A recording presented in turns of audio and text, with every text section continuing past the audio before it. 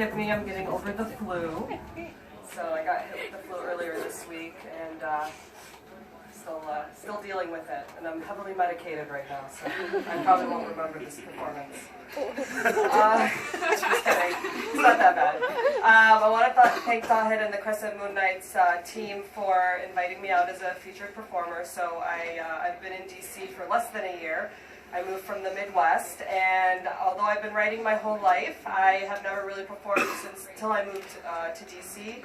I started performing at Muslim Writers Collective, which is another spoken word expression event that we do every second Friday of the month, so I encourage everyone to come out next week. We have our first one of the year, and that's actually where I met Tahid. And for me, this past year was very pivotal because I was able to express a lot of things that have happened to me that I wasn't really able to say personally through words and conversation. And once I performed, I felt a lot more comfortable discussing these types of subjects. So I have 3 pieces for you, and they all kind of intertwine. They tell a story, and I hope you guys enjoy. So the first one is called Worth.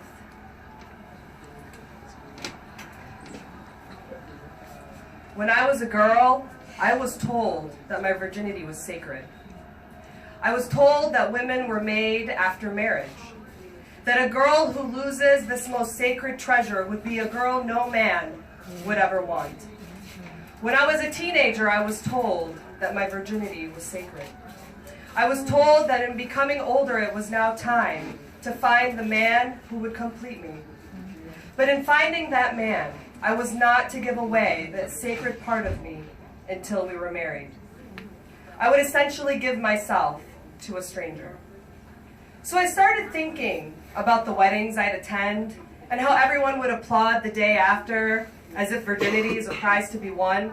How the traditional candle dance, meant to be a beautiful tradition, is actually a ceremony of handing over a girl's virginity to her husband.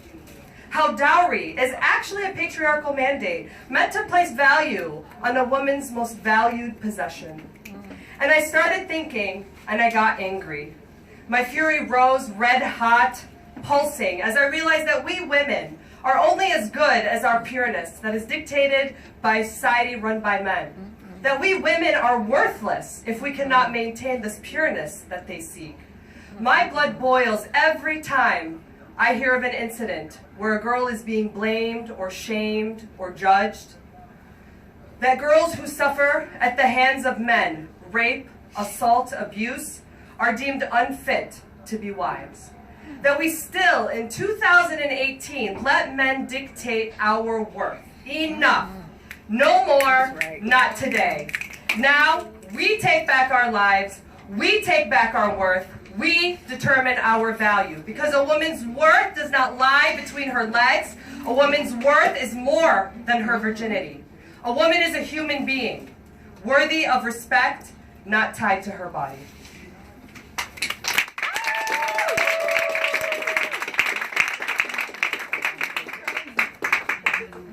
All right. This next one is called Double Standard. Yes. Boys will be boys, they say, as a woman lies bleeding after a brutal rape. Boys will be boys, they say, when a woman is harassed for wearing a short skirt. Boys will be boys, they say, when a young man is beaten for being gay. Boys will be held accountable for their actions, for the hate they spew from their blackened lips and snake-like tongues. Boys will be given no more excuses for treating others like a commodity placed on this earth for their consumption. Boys will not be given the green light to chase women, shame women, abuse women. Boys like that are not boys, but men who have been given the gift of excuses to pardon their animal behavior. Yet these same men are the men that we give to our daughters, our sisters, our friends. We believe them to be the best of partners in life and in marriage. We look at their past and say, oh, they've changed. But my question is, why do we not hold these men accountable to the same standard as our women? Why is raping not a deterrent? but being raped is? Why is harassing not a deterrent, but being harassed is? Why do we excuse violence, but blame those who are abused? Why do we continue to allow trash men to be the best choice for our women? We tell women that it is your destiny. This is how our things to be. And in doing so, we are telling our women that they deserve nothing but trash. Why do we not give our women the best of men, but give our men the best of women? That's true.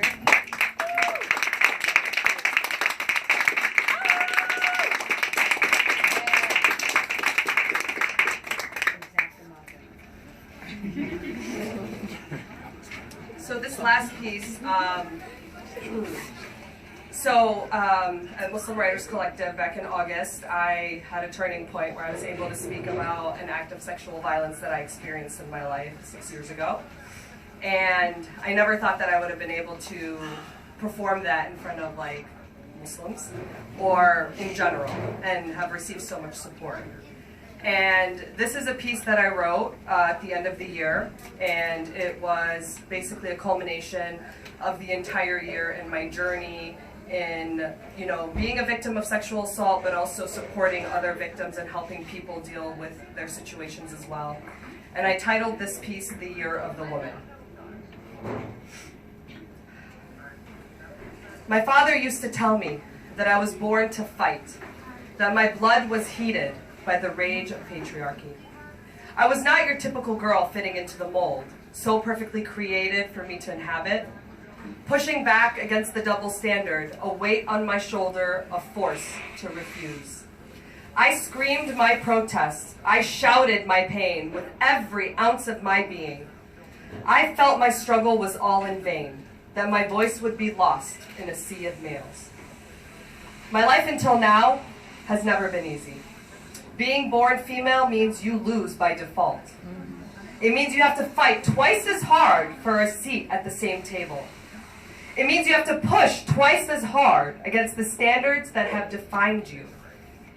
I never knew my story would be written with the shame of what I have experienced. That my life would be defined by an act of violence that I did not invite.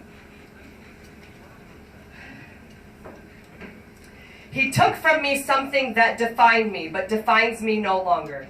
I have taken that power back and I have reclaimed my identity.